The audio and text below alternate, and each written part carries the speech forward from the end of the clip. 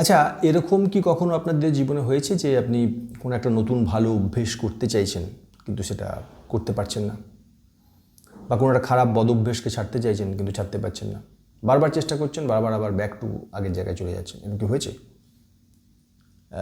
আমার কিন্তু বারবার হয়েছে আমার জীবনে, এবং আমি আমার আশেপাশে যতজনকে দেখি অনেকেরই এই সমস্যাটা থেকে অনেকেই ভোগেন যে গুড হ্যাবিটসগুলোকে আমরা ফরমেশন করতে পারি না, রাখতে পারি না, আর ব্যাড হ্যাবিটসগুলোকে ছাড়তে পারি না, এবং তার জন্য আমাদের জীবনে অনেক কিছুই প্রবলেম হয়। যেমন ধরুন স্মোকিং, অনেকেই স্মোকিং করি আমরা, তারা কিন্তু স্মোকিংয়ের হ্যাবিটটাকে ছাড়তে পারে না, জানে এটা খারাপ কিন্তু ছাড়তে পারছে না।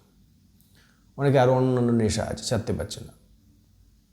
অনেকের হয়তো বই পড়ার অভ্যেসটা নেই, চেষ্টা করছে বই পড়ার কিন্তু করতে পারছে না। অনেকে সকালে ওঠার ইচ্ছে আছে, পারছে না। তো এই যে ব্যাপারটা, হ্যাবিট চেঞ্জ করতে পারছে না, তার জন্যই কিন্তু লাইফের সমস্যাগুলো হয়। এবং আজকে আপনি যে হ্যাবিটটা ক্রিয়েট করবেন সেটাই আপনাকে 5 বছর পরে আপনার জীবনে হচ্ছে আপনার ফলটা দেবে। যদি ফল পেতে চান তাহলে আজ থেকে আপনাকে আপনার হ্যাবিটগুলোকে চেঞ্জ করতে হবে। So if you want to change your life, the first thing you should do, you should change your habits. সেই বিষয়টা নিয়ে আজকে কিছু কথা বলার আছে। আমি রিসেন্টলি অ্যাটমিক হ্যাবিটস জেমস ক্লিয়ারের বইটা পড়েছি, নিশ্চয়ই খুবই ফেমাস বই, অনেকেই পড়ে থাকবেন। আর যদি কেউ পড়ে না থাকেন তো আমি হাইলি রেকমেন্ড করবো একে পড়ে নিন। তো এখান থেকে এবং প্লাস আমার নিজস্ব কিছু অভিজ্ঞতাও আছে, সব মিলিয়ে কয়েকটা পয়েন্ট হ্যাবিট চেঞ্জ করবার জন্য আমি বলবো আজকে।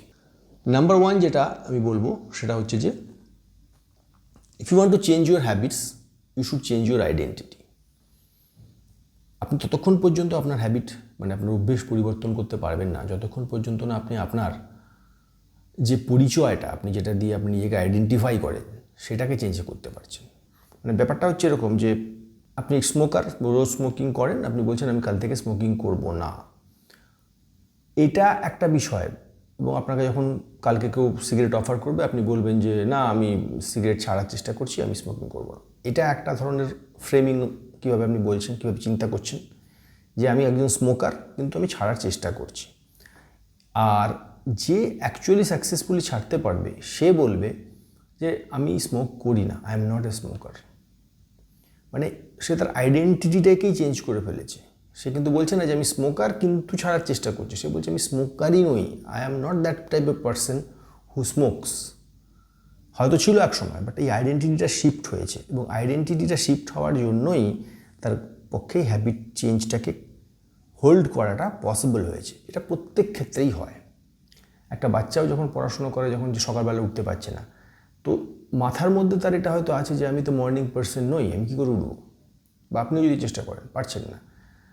যখন থেকে আপনি এটাকে চেঞ্জ করে আমি একজন মর্নিং পার্সনই, এই আইডেন্টিটিটা যখন আপনি নেবেন, বিশ্বাস করবেন, এবং সেটাতে আপনি যখন প্রাইড নেবেন, মোস্ট ইম্পর্টেন্টলি এটাও খুব ইম্পর্টেন্ট কথা, ইউ শুড ফিল প্রাউড কি হ্যাঁ আমি একজন মর্নিং পার্সন, আমি রোজ সকালে উঠি, আমি রোজ এক্সারসাইজ করি, I am proud of that. এই প্রাইড এলিমেন্টটা যখন এর মধ্যে ঢুকে যাচ্ছে, আইডেন্টিটি এলে তখনই সেটা আসবে, তখনই আপনার হ্যাবিটটা কিন্তু স্টিক করবে, আদারওয়াইজ কিন্তু স্টিক করে না। সেটা বলতে গিয়ে জেমস ক্লিয়ার এখানে একটা খুব সুন্দর গল্পের কথাও বলেছেন।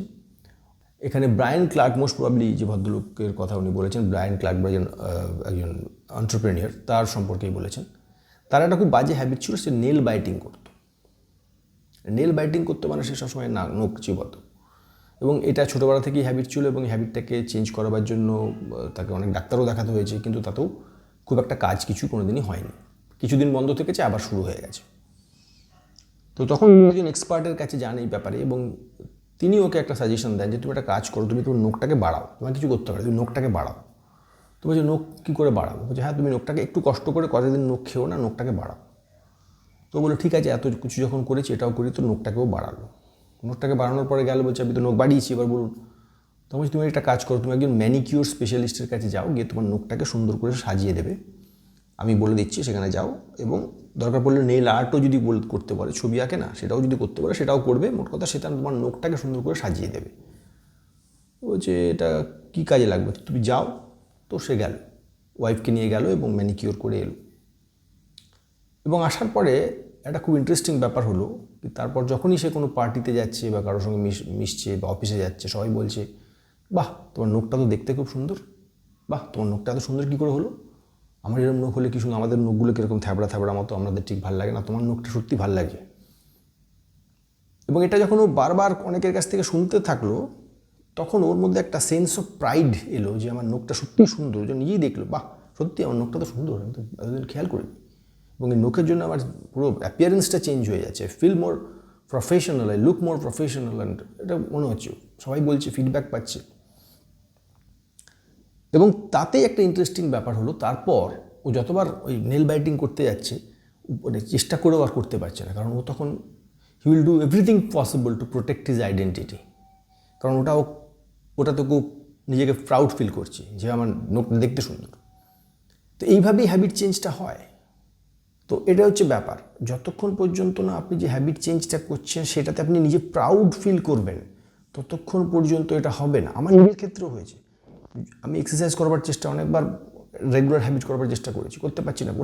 ভালো হেলদি ইটিং করবার চেষ্টা বারবার চেষ্টা করছি, আবার ব্যাক টু বাজে জায়গায় চলে যাচ্ছে, আবার ব্যাক টু। এটা করতে করতে করতে করতে আমি যখন দেখলাম যে না, আমি সত্যি করে একটা সিস্টেম ফলো করলাম, এবং 1 মাস 2 মাস 3 মাস করার পর আমি যখন দেখলাম যে হ্যাঁ ইম্প্রুভমেন্ট হচ্ছে, ভালো খেলে আমার শরীর ভালো লাগছে, I am feeling more energetic, আমার নিজেকে দেখতে ভালো লাগছে আয়নাতে। So all of this is giving me a sense of pride কি I am the type of person যে কিনা রেগুলারলি এক্সারসাইজ করে, যে কিনা হেলদি ইটিং করে। অ্যান্ড দেন এখন যদি আমাকে বাজে খারাপ দিয়েও দেয় না, আমার মনে হয় না আমি খাবো না, because I can do anything to afford this thing. এইভাবেই হ্যাবিট চেঞ্জ হয়। এটা নিয়ে জেমস ক্লিয়ার এখানে বলেছেন, খুব ইন্টারেস্টিং একটা বিষয়। এবং এই বিষয়ে আরও একটা ছোট্ট গল্প আমি আপনাদেরকে বলতে পারি, যদি এর সঙ্গে রেলিভেন্ট। সেটা হচ্ছে যে যখন শুরু করবেন এই হ্যাবিট চেঞ্জের প্রসেসটা, তখন খুব ছোট বারটা রাখুন। অনেকে কী করে, এক্সারসাইজ করবো তো প্রথম দিনেই আমি 2 ঘন্টা 3 ঘন্টা করবো হঠাৎ করে, খুব এন্থুতে স্টার্ট করছে, তারপর আলটিমেটলি সেটা কিন্তু কন্টিনিউ করতে পারছে না। এটাই হয়। কিন্তু এটা মাথায় রাখতে হবে যে হ্যাবিট চেঞ্জটা অনেকটা ম্যারাথন রেসে দৌড়ানোর মতো।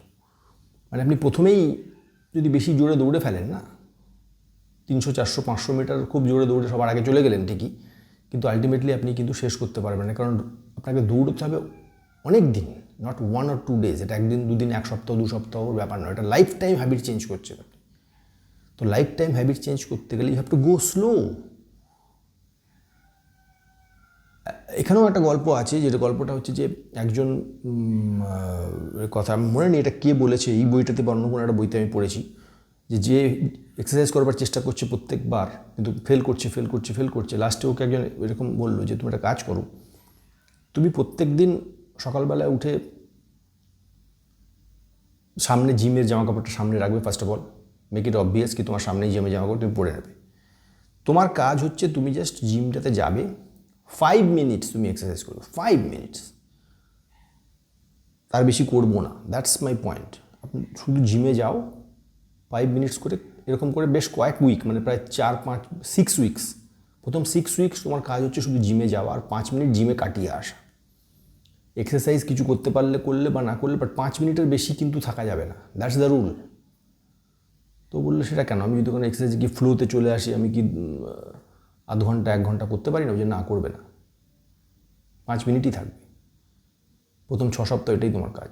রোজ সকালে উঠে জিমের জামা কাপড়টা সামনে থাকবে, পরবে, জিমে যাবে, 5 মিনিট কাটাবে, চলে আসবে।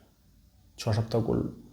6 সপ্তাহ করার পর ও ওয়েট করেছিল কবে 6 সপ্তাহ শেষ হবে, অ্যান্ড তখন ওটাকে বাড়িয়ে 5 মিনিটটাকে 10 মিনিট করতে পারবে, 15 মিনিট করতে পারবে। আর ওকে বলতে হয়নি, পিছনে ফিরে তাকাতে হয়নি, কারণ ওটা ওর হ্যাবিট হয়ে গেছে। তো দ্যাট ইজ দ্য থিং। প্রথমে আগে আপনাকে প্র্যাকটিসটা করতে হবে। প্র্যাকটিসটা যখন হয়ে যাবে, ওয়ান্স এই প্র্যাকটিসটা আপনি করে নেবেন, দেন ওটাকে স্কেল আপ করা যাবে। That is possible. So this are some things. এগুলো আমার মনে হয় বলাটা খুব দরকার আমাদের জীবনে। আমরা সবাই চেষ্টা করছি ভালো কিছু কাজ করবার। আশা করি আপনাদের কোনো কাজে লাগবে। তো এটুকুই বলার ছিল। Thank you.